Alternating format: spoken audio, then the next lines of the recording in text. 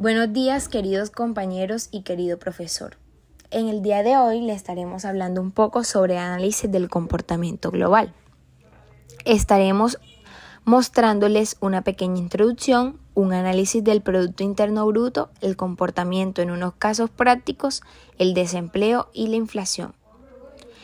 Durante el año 2024, la economía mundial enfrentó un proceso de ajuste y moderación después de los años. La inflación y tensión post-pandemia. La inflación global comenzó a disminuir, aunque de forma desigual entre regiones. Estados Unidos y Europa mantuvieron políticas monetarias restrictivas, mientras China experimentó un crecimiento más moderado debido a la crisis inmobiliaria y la débil demanda interna. El Producto Interno Bruto en Estados Unidos, en términos de crecimiento, ha experimentado una expansión más rápida que la de Europa entre 2008 y 2023. Aún así, sigue siendo la economía más grande del mundo por el Producto Interno Bruto nominal. Estados Unidos ha tenido un crecimiento más acelerado que el de Europa en los últimos años.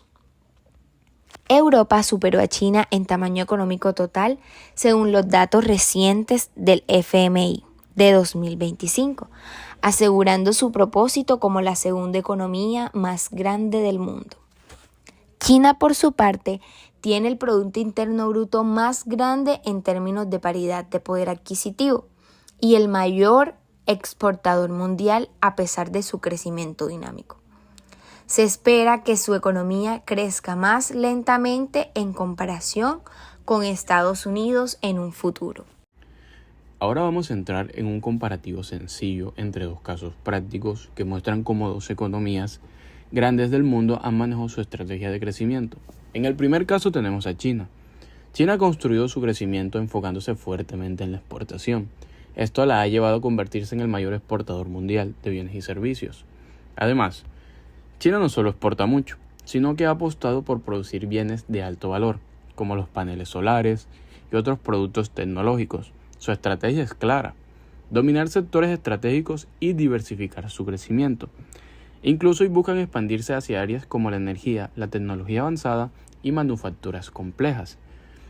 En el segundo caso lo vemos en las economías más grandes del mundo por PIB nominal, como las de la Unión Europea.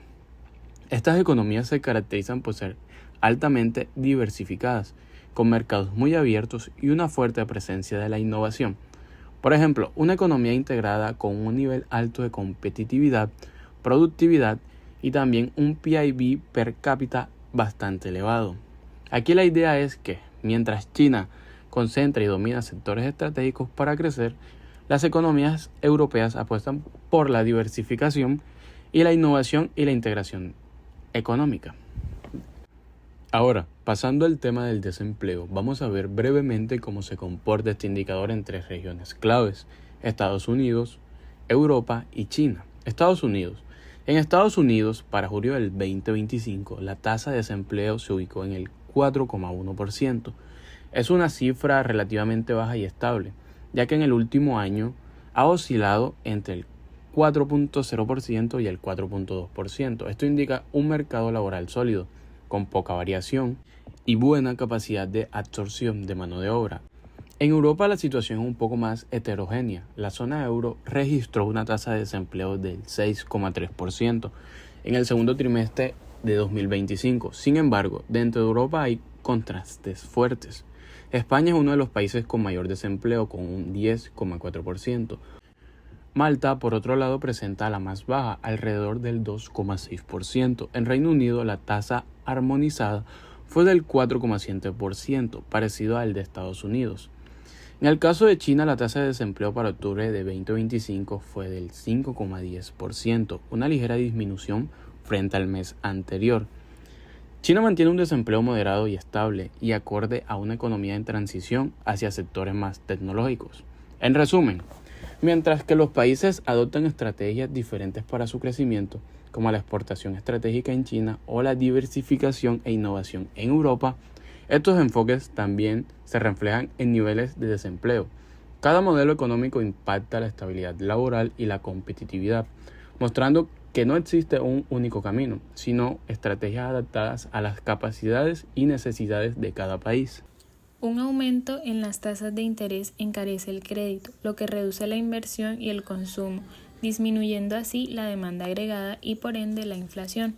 Los bancos centrales también utilizan otras herramientas como las operaciones de mercado abierto para influir en la liquidez del sistema financiero y, en última instancia, en la inflación.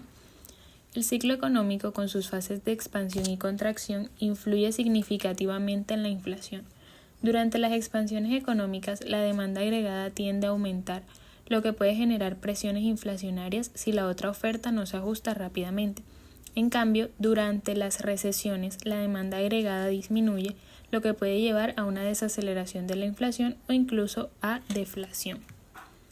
Estados Unidos. La inflación ha mostrado cierta persistencia con una tasa interanual que aumentó ligeramente al 2,4% en junio de 2025. Aunque se ha mantenido en niveles moderados en comparación con sus picos anteriores, en el periodo de septiembre de 2024 a septiembre de 2025, la inflación general del IPC fue del 3,01%. Europa. La inflación ha experimentado una moderación significativa. En julio de 2025, la tasa de inflación anual en la eurozona se situó en el 2,0%, manteniéndose estable con respecto al mes anterior y acercándose al objetivo del Banco Central Europeo. La inflación anual de toda la Unión Europea fue del 2,4% en el mismo mes. China. La situación inflacionaria en China ha sido notablemente diferente, caracterizada por presiones deflacionarias o una inflación muy baja. En octubre de 2025, China registró un dato positivo de inflación de precios al consumidor, IPC, del 0,2% interanual, su primer aumento positivo desde junio, lo que sugiere posibles señales de recuperación económica tras un periodo con cifras negativas o cercanas a cero. En resumen, el cumplimiento de los objetivos macroeconómicos en materia de inflación depende de una gestión cuidadosa de las políticas fiscales y monetarias, un seguimiento riguroso de los indicadores económicos clave y una comprensión profunda del ciclo económico. La coordinación entre las políticas y la capacidad de anticipar y responder a los cambios en el entorno económico son fundamentales para mantener la inflación bajo control y promover un crecimiento económico sostenible. En conclusión, las 3 economías más grandes del mundo han evitado una recesión severa. Sus trayectorias son dispares.